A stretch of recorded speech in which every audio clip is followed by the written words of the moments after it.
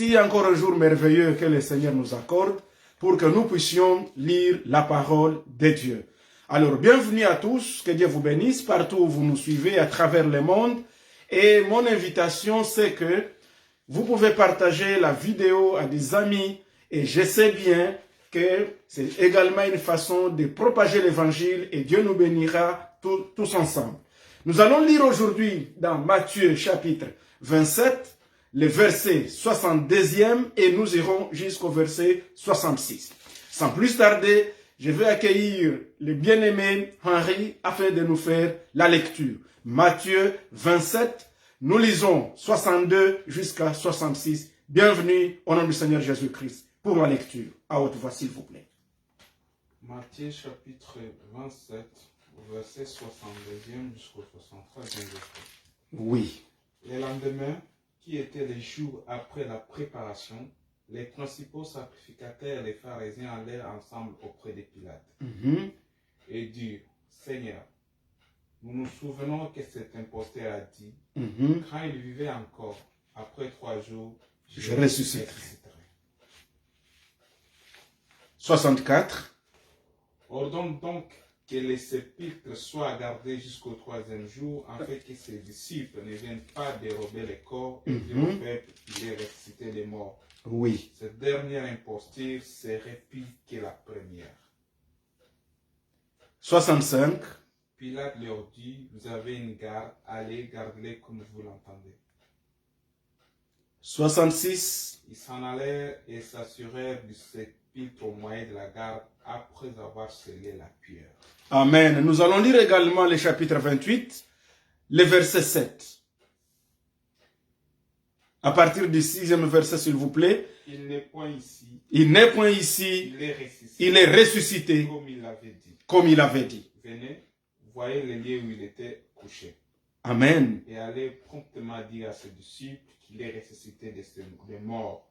Et voici, il vous précède en Galilée. C'est là que vous le verrez. Voici, je vous l'ai dit. Que Dieu vous bénisse. Amen. Nous prions. Seigneur notre Dieu, nous rendons toute gloire à toi. Merci pour ce jour d'aujourd'hui. Nous te présentons, Seigneur, cet enseignement. Nous avons besoin de ta révélation. Nous avons besoin, Seigneur, que tu nous parles pour que nous puissions comprendre ce que tu veux, que nous sachions aujourd'hui pour ta gloire. Au nom du Seigneur Jésus. Amen. Amen. Alors, je vais encore une fois relire 2 versets. Et ces 2 versets, je vais relire chapitre 27, 64. Et je voudrais également relire encore une fois le verset 6 de Matthieu 28. 64, la Bible nous dit ce qui suit. Ordonne donc que les sépulcres soient gardés jusqu'au 3e jour, afin que ses disciples ne viennent pas dérober les corps et dire au peuple, il est ressuscité des morts. Cette dernière imposture serait pire que la première. Mon sujet d'aujourd'hui s'intitule cette dernière imposture serait pire que la première. Alléluia. Cette dernière imposture serait pire que la première. En fait, au verset 6 de Matthieu chapitre 28, la Bible dit, il n'est point ici, il est ressuscité, comme il avait dit. Venez voir, venez, voyez les lieux où il était couché. Gloire soit rendue à notre Seigneur Jésus-Christ. Et bien, aimés dans les Seigneurs, nous allons suivre l'enseignement. La première chose que nous allons faire, nous allons comprendre au fait de quoi il s'agit. Si nous pouvons placer notre texte dans son contexte, nous nous rendons compte qu'il s'agit du moment où Jésus-Christ devait maintenant être crucifié. Ici, on devait maintenant enterrer Jésus plus tôt. Nous nous rappelons que pendant la semaine pascale, il y a des événements dont on parle. On parle d'abord de la passion de Jésus-Christ, comment Jésus a souffert, comment Jésus a été arrêté, comment il a été amené, et il a été amené devant les sacrificateurs, Jésus a été amené devant les gens qui devaient les crucifier, et finalement, il arrive au moment où il devait maintenant être enseveli. La semaine passée, nous parlions du sang de Jésus-Christ. Et quand on parlait de ce sang de Jésus-Christ, nous avons vu que la mort et le sang de Jésus-Christ étaient d'une importance capitale pour la vie des croyants. Et puis, il était très important comme Jésus était mort, mais il est plus important que Jésus soit ressuscité. En effet, la Bible nous dit qu'après que Jésus-Christ soit enterré, une fois il était déjà dans les tombeaux, le jour de la préparation, donc probablement c'était le vendredi, parce qu'on s'est préparé pour aller au sabbat. Le sabbat, comme vous savez bien, c'était une grande fête juive, et un jour très célébré, très respectué par les Juifs. Et que pendant ce jour-là, on ne devait avoir aucun corps sur la croix et rien ne devait bouger, on ne devait faire quoi que ce soit. C'est ainsi que maintenant là, les sacrificateurs, les principaux sacrificateurs, ils viennent maintenant pour parler, ils se souviennent, ils viennent à Pilate. Il dit, Pilate, souvenons-nous, nous nous sommes rappelés que c'est Jésus-là. Il ne l'appelle même pas Jésus, il l'appelle un imposteur. Je vais y revenir. Il dit, cet imposteur avait dit que après 3 jours, il va ressusciter. Et cet imposteur-là, ce qu'il a dit là qu'il va ressusciter, nous savons que ses disciples viendraient les voler, et quand ils l'auront volé de ces tombeaux-là, ils vont dire qu'il est ressuscité. Et cette aventure-là, cette imposture sera pire que la première. Voilà un peu les contextes. Alors, si nous voyons ces contextes de cette manière, nous pouvons d'abord commencer à expliciter certains événements. Au fait, la résurrection de Jésus-Christ, c'est le dire coup que Satan est connu dans toute son histoire. La résurrection de Jésus-Christ. Lorsque Jésus faisait les miracles, lorsque Jésus prêchait, le diable, bien sûr, il était mal à l'aise, mais ce qui lui fit pire mal à l'aise, c'était la résurrection de Jésus-Christ. Et le tout premier point dont je vais parler de la première imposture de Jésus-Christ selon les Juifs. En commençant d'abord par la définition. Qu'est-ce qu'une imposture? Ou qu'est-ce qu'une personne imposteur, qu'on appellerait au féminin impostrice? Qu'est-ce qu'une imposture d'abord? Si nous lisons le dictionnaire Larousse, il définit une imposture comme étant une action de tromper par de fausses apparences ou des allégations mensongères, de se faire passer pour ce qu'on n'est pas. Écoutons un peu. Le dictionnaire Larousse définit l'imposture comme étant une action de tromper, de se faire passer pour quelque chose qu'on n'est pas. Et donc, on fait des allégations mensongères, on trompe ce qu'on n'est pas. Voilà ce que le dictionnaire appelle une imposture. Il s'agit donc d'un caractère de tromperie, de supercherie, qui revêt quelque chose. C'est ainsi qu'une personne imposteur, donc un imposteur, n'est rien d'autre que quelqu'un qui trompe par de fausses allégations, de fausses apparences, des apparences mensongères, et une personne qui se fait passer pour ce qu'elle n'est pas. Donc c'est lui qui se fait passer pour quelqu'un d'autre. Selon le dictionnaire, voilà un imposteur. Et là, ça devient maintenant très intéressant. Ça nous aide maintenant à comprendre pourquoi les sacrificateurs appellent Jésus d'un imposteur. Donc, les synonymes du mot imposteur, c'est un bluffeur. Un imposteur, c'est un charlatan. Un imposteur, c'est un fourbe. C'est un hypocrite. C'est un intrus. C'est un menteur. C'est un mystificateur. C'est un tarfif. C'est un tarfif. C'est un tricheur. Donc, ici, les sacrificateurs, ils qualifie de Jésus de menteur. Il qualifie de Jésus d'imposteur. Il qualifie de Jésus de quelqu'un qui se fait passer pour ce qu'il n'est pas. Et là, vous savez, là où ça devient très intéressant ici, c'est que ici maintenant, nous voyons que l'imposteur se donne pour ce qu'il n'est pas. Et celui qu'on appelle la dupe, donc sa victime, prend ce qu'il voit pour ce qui est vrai. Ah! Les sacrificateurs, ils appellent Jésus de menteur, d'imposteur. Au fait, de quelqu'un qui se fait passer pour ce qu'il n'est pas. Alors, voyons un peu pourquoi ils pensent que Jésus se fait passer pour ce qu'il n'est pas. Ou en d'autres termes, quelle est cette première aventure, cette première imposture que les sacrificateurs calomnient Jésus de s'être passé pour cela.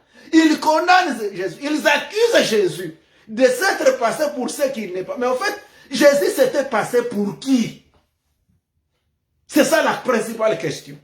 Ici donc, la crainte de ces sacrificateurs, d'abord comprenez que Jésus, ils accusent Jésus de s'être passé pour Dieu. Nous nous rappelons qu'ils ont dit que voilà ce monsieur ici, lorsque Caïphe l'appelle, quand nous lisons ici dans Matthieu chapitre 26, nous commençons à partir du 57e verset, nous voyons ici Caïphe, le souverain sacrificateur ici, qui s'était malheureusement déjà destitué, mais qui ne voulait pas l'accepter.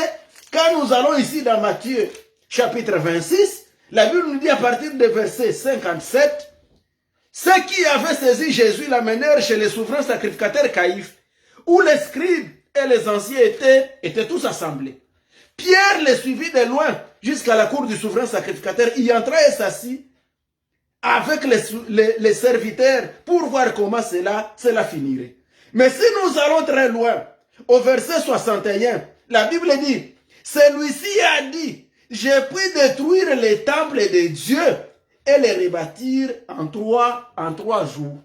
Voilà, ils accusent Jésus d'avoir dit, j'ai pu détruire. Et pourtant, même Jésus n'avait pas dit ça. Quand vous lisez très bien, Jésus a plutôt dit, détruisez ces temples et je les rebâtirai dans 3 jours.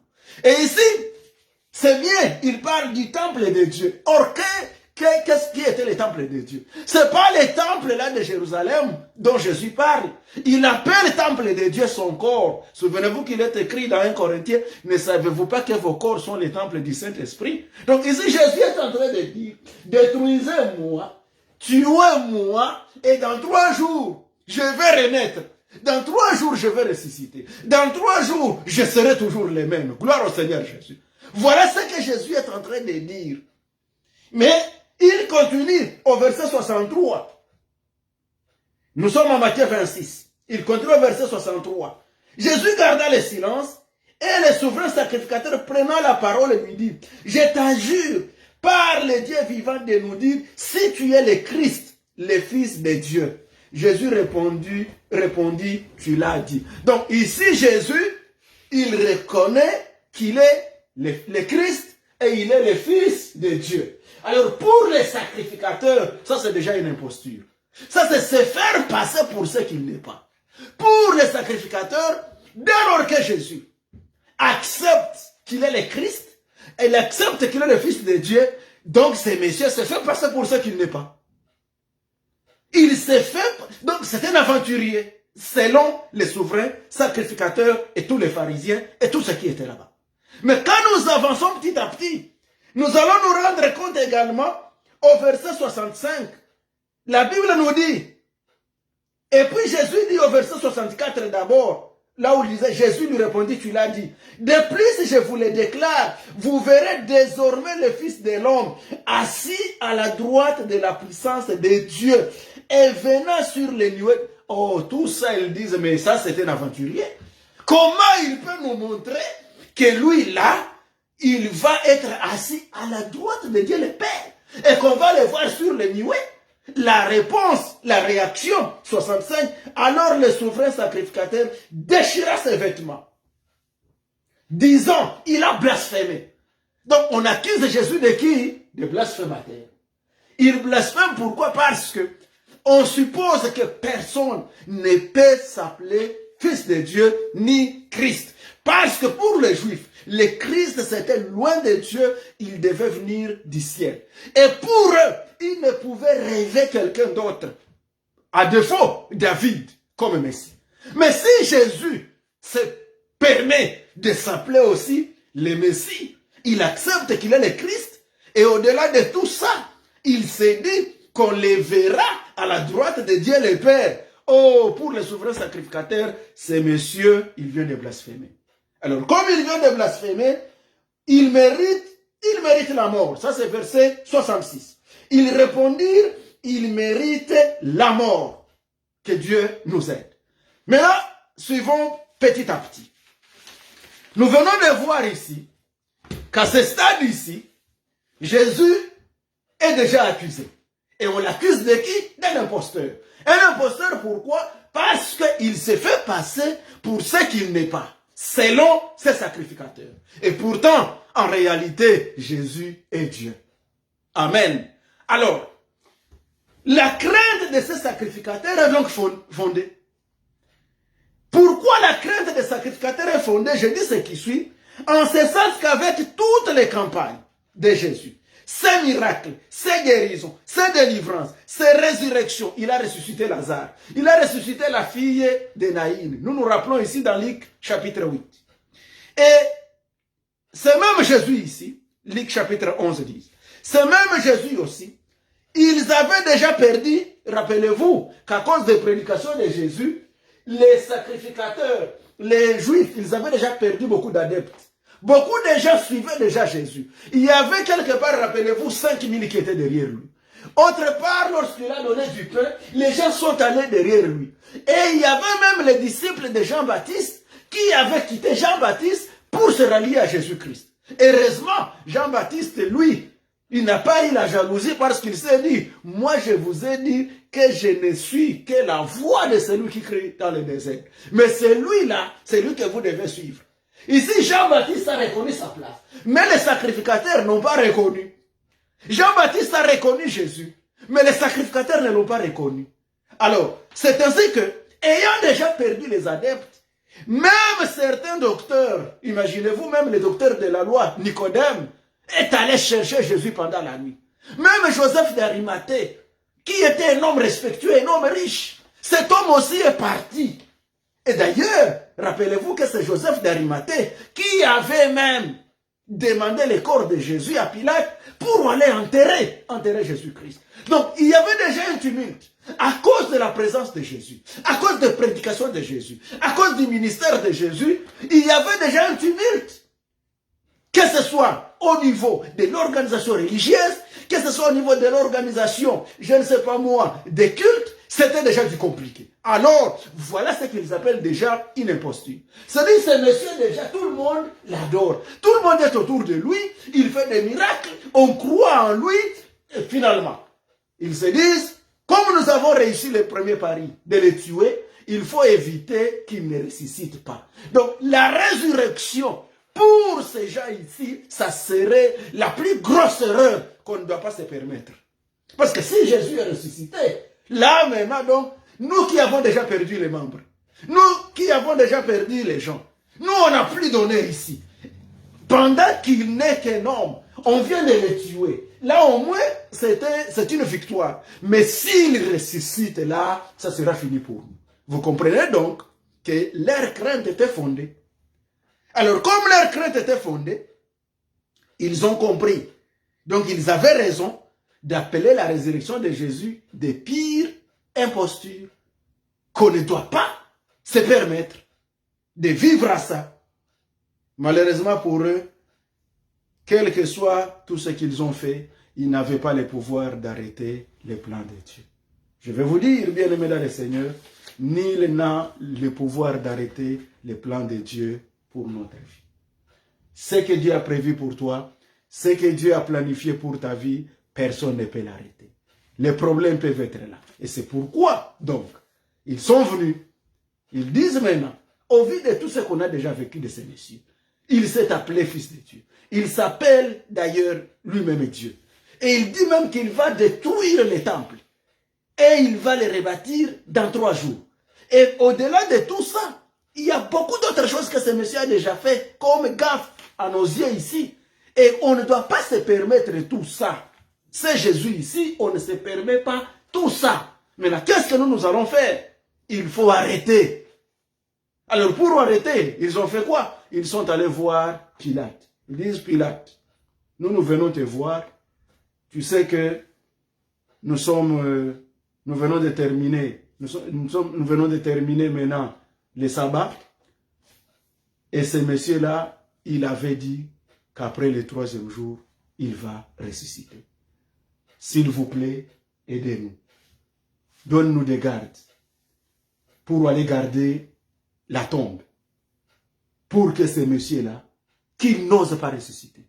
D'ailleurs, nous savons qu'il ne va pas ressusciter, mais ses disciples se permettront de venir voler son corps et après ils vont tromper qu'il est ressuscité.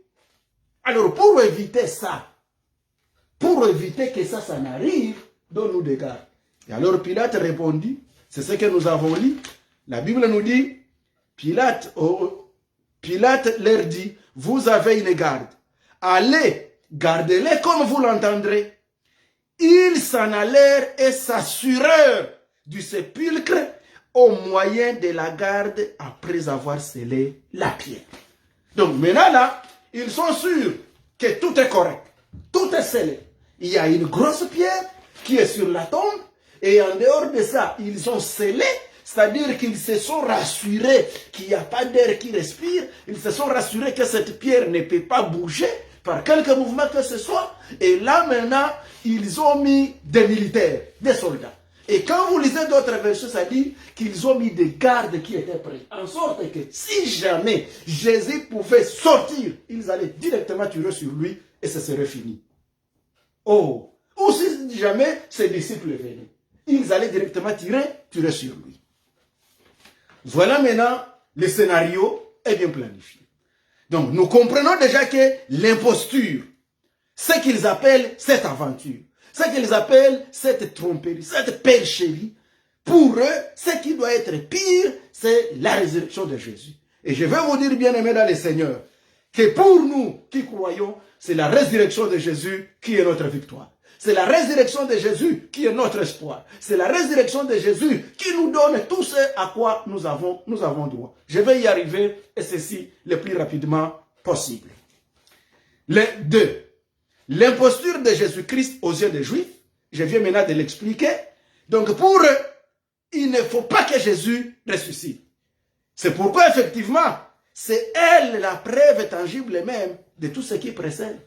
Donc je dis, c'est pourquoi pour eux, dès lors que cette tricherie a pris de l'ampleur partout où il passait et même à Jérusalem, il ne fallait pas admettre qu'il soit ressuscité. C'est cette résurrection de Jésus qu'il qualifie de dernière imposture, qui serait pire que la première. Donc c'est-à-dire celle de s'être passé pour fils de Dieu, Dieu ou encore Messie. Pour les sacrificateurs, si Jésus maintenant, qui s'est fait passer pour Dieu, alors qu'il est encore vivant, et si jamais on le tue, il est enterré, et qu'il ressuscite encore, qui refusera encore qu'il n'est pas Dieu? Qui refusera encore qu'il n'est pas le Christ? Qui refusera encore mais finalement, et nous, les sacrificateurs, qu'est-ce qu'on sera? Je vais vous dire, bien-aimés dans le Seigneur, nous prions un Dieu qui, lorsqu'il va se manifester dans votre vie, même ceux qui ne croyaient pas, ils croiront que tu es un Dieu réel. Tu es un Dieu vivant. Crois-y, bien-aimés dans le Seigneur. Cette imposture-là, ce qu'ils appellent imposture, c'est ça ta bénédiction. Ce qu'ils appellent imposture, c'est ça notre foi et c'est ça notre assurance. Donc la deuxième imposture est la résurrection de Jésus-Christ. Donc je pouvais donc restructurer mon sujet en disant la résurrection de Jésus-Christ, cette imposture qui nous bénit, c'est ce que les autres appellent imposture, c'est ça notre bénédiction.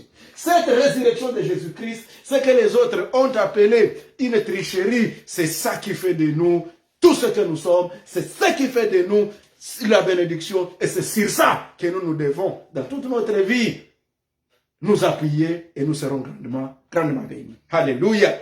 Alors, malheureusement pour eux, malgré tous leurs efforts, toutes leurs stratégies, toutes les ruses, le troisième jour, le Seigneur Jésus-Christ est ressuscité. C'est ce que nous avons lu dans Matthieu 28, verset 6. Il n'est plus ici, il est ressuscité. Ça signifie quoi en pratique?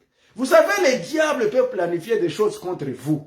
Le diable peut bloquer toutes les voies de sortie dans votre vie. Mais mon frère, ma soeur, si tu fais confiance en ce Dieu-là, je t'assure, ta résurrection sera plus glorieuse que le temps que tu as connu dans la mort. Le temps que tu as connu des pénuries, des souffrances, des mépris. Le temps que tu as traversé ou dans l'impasse, dans le je ne sais quoi. Je t'assure, Dieu que nous servons, il est capable de te sortir de ce trou. Et une fois que tu seras visible de nouveau, tu seras ressuscité. La gloire se manifestera. Et oui, tu l'adoreras et tu diras, oui, j'ai un Dieu vivant et il est réel. Amen.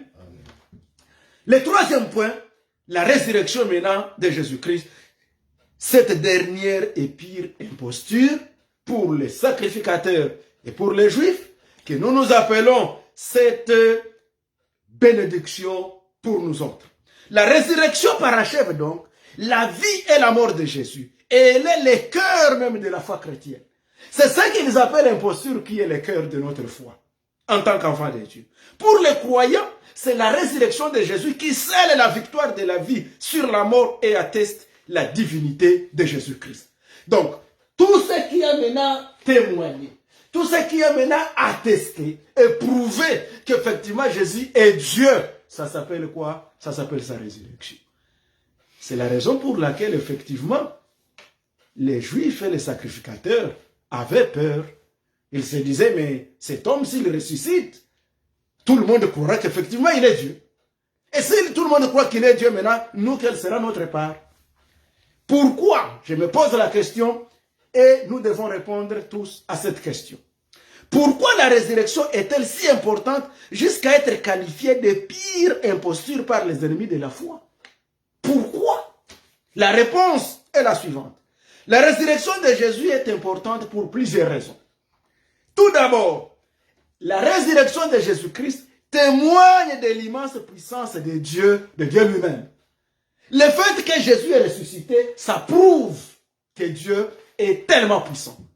Donc, vous et moi, qui avons reçu Jésus comme Seigneur et Sauveur, mon frère, ne doute jamais de la puissance de Dieu. Et cette puissance-là, aujourd'hui, elle peut sembler comme n'est pas visible. Mais quand elle va se manifester dans nos vies respectives, même ceux qui ne te savaient pas, ceux qui te méprisaient, un jour se diront, et c'est lui ou ce n'est pas lui. Et tu leur diras, oui c'est moi, mais j'ai rencontré le Christ qui m'a ressuscité. Amen. Autre chose, croire en la résurrection, c'est croire en Dieu. Alors si Dieu existe, et s'il a créé l'univers, et il a le pouvoir sur elle, il a le pouvoir également de ressusciter les morts. Et s'il n'a pas ce pouvoir-là, il n'est pas un Dieu digne de notre foi et de culte. C'est pourquoi Jésus devait nécessairement ressusciter. Donc la résurrection, sur toutes les étapes de la vie de Jésus, sa naissance, son baptême, sa prédication, donc je parle de son ministère, sa passion, sa mort, le sang qui a coulé sur le bois du calvaire, son enterrement, son ensevelissement, le couronnement de tout cela, c'était sa résurrection et sa montée au ciel. Et ça, nous devons, bien aimés dans le Seigneur, le comprendre, que dans toute notre vie, nous traverserons toutes ces étapes-là. Nous avons reçu Jésus comme Seigneur et Sauveur, nous avons eu une nouvelle naissance. Il y a des moments où nous semblons mourir. Il y a des moments où nous semblons n'être rien. Il y a des moments où nous voyons que tout est devenu flou. Ne t'en fais pas. Ces moments sont là, mais le moment de la résurrection aussi arrive. Et après le moment de la résurrection, arrive aussi le moment de l'ascension, c'est-à-dire de l'élévation. Et ce moment de l'élévation sera plus glorieux. C'est pourquoi Paul peut dire, j'estime, frère, que le temps présent ne saurait être comparé à la gloire. J'estime, frère, que les souffrances du temps présent ne sauraient être comparées à la gloire à venir qui nous sera révélée. Donc, croyons que, quelles que soient les souffrances de ce temps, il y a une gloire qui nous est réservée. Gloire soit rendue à notre Seigneur et Sauveur Jésus-Christ. Amen. Alors, je continue disant ce qui suit. Seul celui qui a créé la vie peut la ressusciter après la mort. Lui seul peut renverser la laideur de ce qui est mort. Et lui seul peut retirer l'aiguillon qui est la mort et la victoire sur la tombe. Voilà pourquoi, pour les sacrificateurs, Jésus ne doit pas ressusciter. Il ne devait pas ressusciter. Parce que cet homme ici, il suffit seulement qu'il soit ressuscité. Donc tout le monde va croire que c'est lui qui n'a pas créé la vie ne peut pas donner la vie. Que c'est lui qui n'a pas d'autorité, ne peut pas se réveiller de la mort. Donc l'aiguillon de la mort sera anéanti. Comme 1 Corinthiens 15, 54 à 55 nous dit. Et donc voilà le plus grand combat de la foi chrétienne dans les ministères, dans les actions de Jésus, c'était qu'il soit ressuscité. Donc si Jésus, même si Jésus avait prêché, même si Jésus avait fait des miracles, même si Jésus avait fait quoi, si Jésus n'était pas ressuscité, Paul nous dira notre foi serait vaine. Donc le plus grand combat Donc le match final que le diable avait avec Jésus, ce n'était pas sur la croix, c'était plutôt lors de la résurrection. Donc tous les finales, si Jésus ne ressuscitait pas, là le diable aurait gagné. C'est seulement parce qu'il est ressuscité que maintenant nous sommes plus que vainqueurs par celui qui nous a sauvés. Et c'est là que le diable a été anéanti, à cause de la résurrection de Jésus-Christ. Amen. En ressuscitant Jésus d'entre les morts, Dieu nous rappelle sa souveraineté absolue sur la vie et sur la mort. En les ressuscitant de la mort. Deuxièmement, la résurrection de Jésus est un témoignage de la résurrection des êtres humains. C'est parce qu'il est ressuscité que nous sommes aussi convaincus que nous aussi nous serons ressuscités. Qui est un principe fondamental de la foi chrétienne, contrairement à toutes les autres religions. Le christianisme seul possède l'un des fondateurs qui transcende la mort et qui promet que ses disciples feront aussi de même. Qu'on ne vous trompe pas, de toutes les religions du monde, seul le christianisme a l'un des fondateurs. C'est le christianisme a un Dieu. C'est le christianisme prêche un homme qui a transcendé sur la mort et qui a l'autorité sur la vie. C'est-à-dire quoi? Nous sommes dans les vrais. Je ne vais pas citer les noms des autres religions, mais vous-même vous les connaissez. Toutes ces religions-là ont chacune son prophète.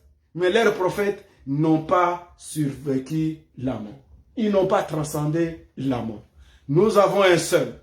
Il s'appelle Jésus-Christ, le ressuscité du troisième jour. Si nous le faisons confiance, il nous ressuscitera aussi.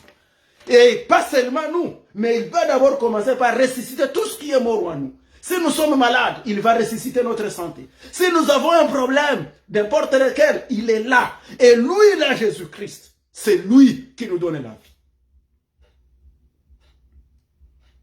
Toutes les autres religions ont été fondées par des hommes et des prophètes dont la vie, dont la fin a été la tombe. En tant que chrétiens, nous sommes réconfortés par le fait que notre Dieu s'est fait homme, mort pour nos péchés, il est ressuscité le troisième jour, les tombeaux ne pouvaient pas le retenir. Acte 2, verset 24.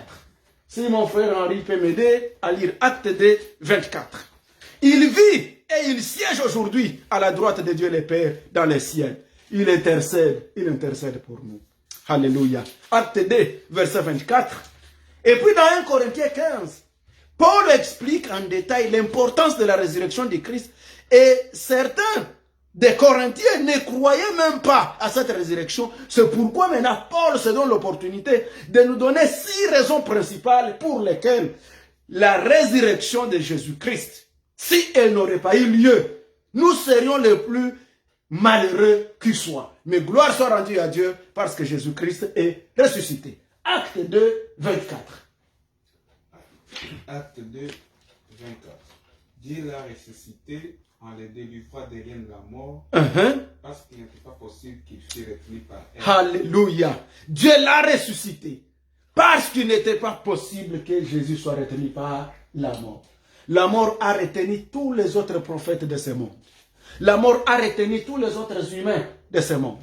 Tous ceux qui ont été enterrés, seul Jésus-Christ est ressuscité. Et Dieu l'a ressuscité. Pourquoi? Parce qu'il n'était pas possible qu'il soit retenu par quoi? Par la mort. Mon frère, ma soeur, je vais vous dire une chose.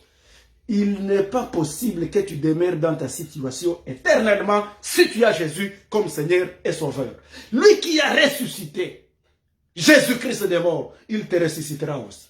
Il va ressusciter tout ce qui est mort en toi. Les relations qui sont mortes, les connexions qui sont mortes, les amitiés qui sont mortes. Tout ça, il est capable de le ressusciter. L'espoir qui est mort, il est là pour le ressusciter. Et nous y croyons et nous allons prier pour ça à la fin de notre enseignement. Alors, j'y vais rapidement pour arriver jusqu'à la fin. Quelles sont les conséquences désastreuses qu'on aurait connues si Christ n'était pas ressuscité? La première conséquence, ici nous sommes en train de lire 1 Corinthiens 15, la première c'est que au verset 14, la prédication du Christ n'aurait pas de sens.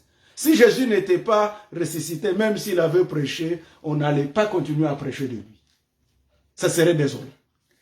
La foi dans le Christ serait inutile. C'est le deuxième point. Nous sommes au verset 14, 1 Corinthiens 15. Donc, pourquoi on devait continuer à croire? C'est pourquoi d'ailleurs, les autres se disaient, il ne faut pas qu'il ressuscite. Parce que s'il ressuscite, la résurrection, ça sera une autre imposture. Et celle-ci, cette fois-ci, elle sera pire.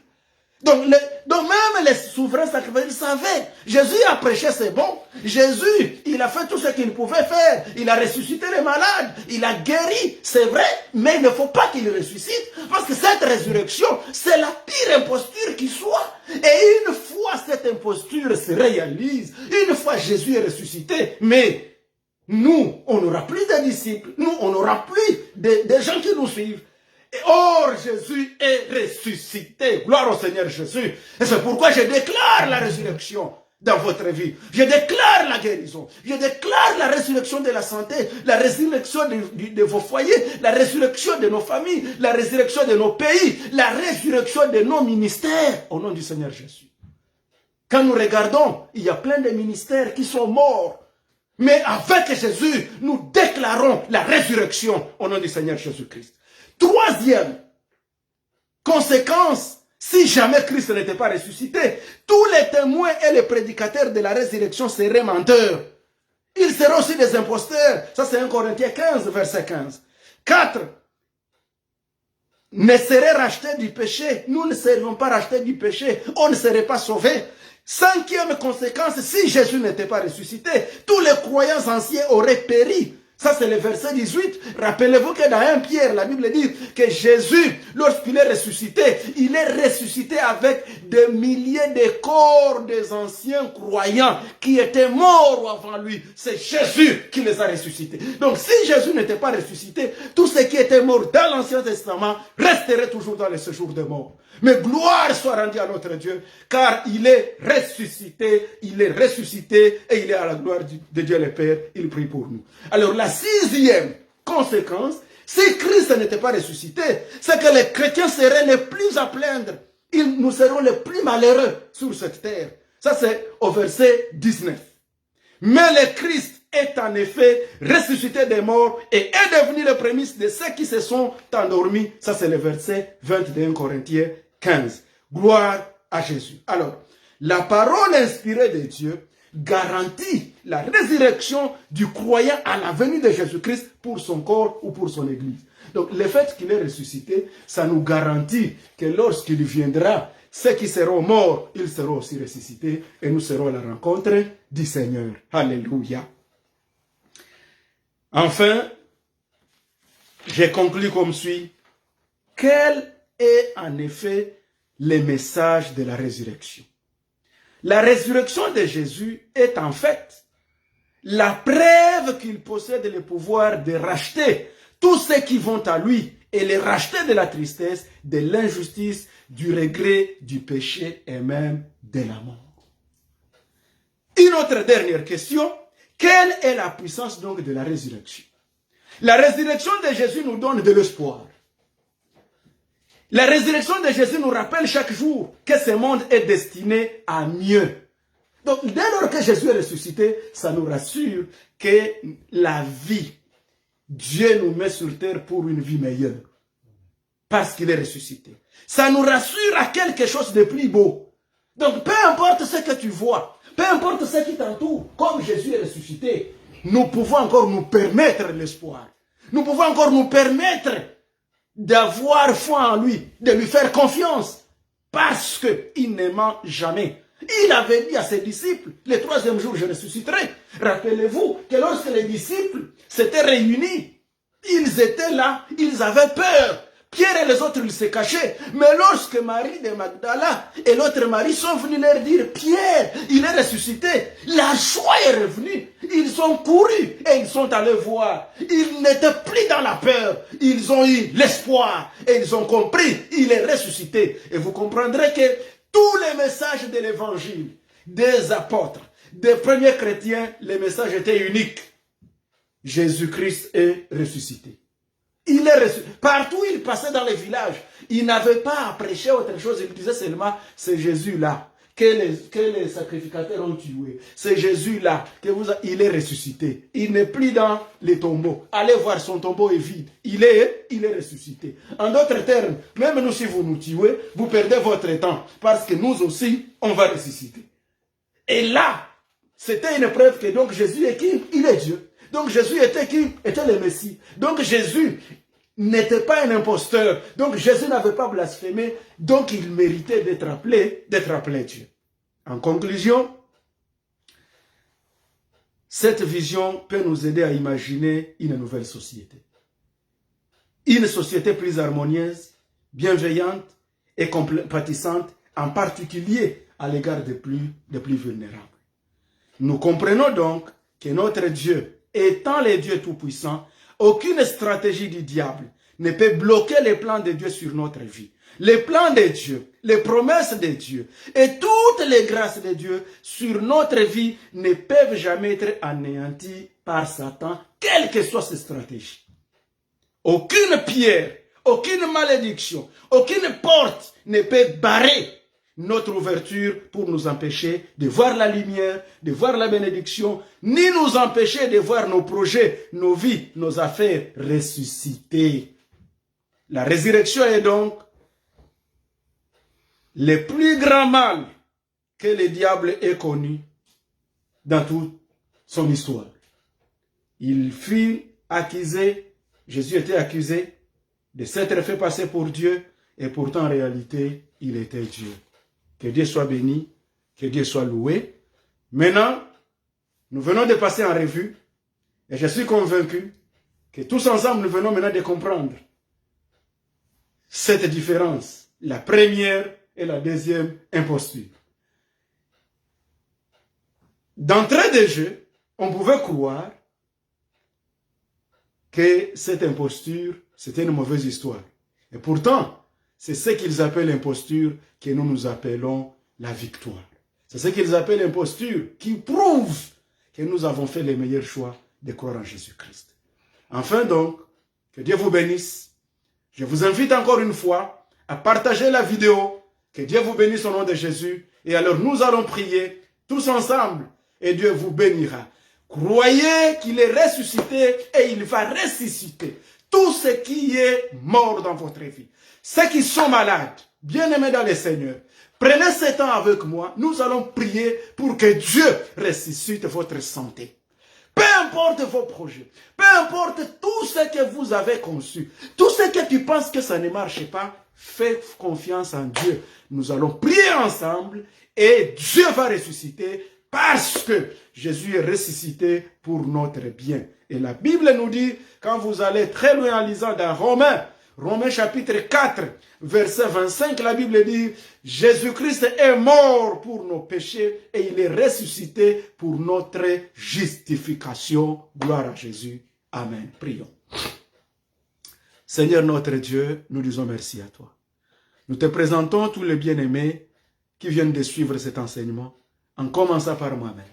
Père, nous avons besoin que tu nous ressuscites. Il y a plein de choses qui sont mortes dans nos vies. Et nous avons besoin de la résurrection. Que ceux qui sont malades, Seigneur, ceux dont leur santé a commencé à dégringoler, Seigneur, que tu les ressuscites.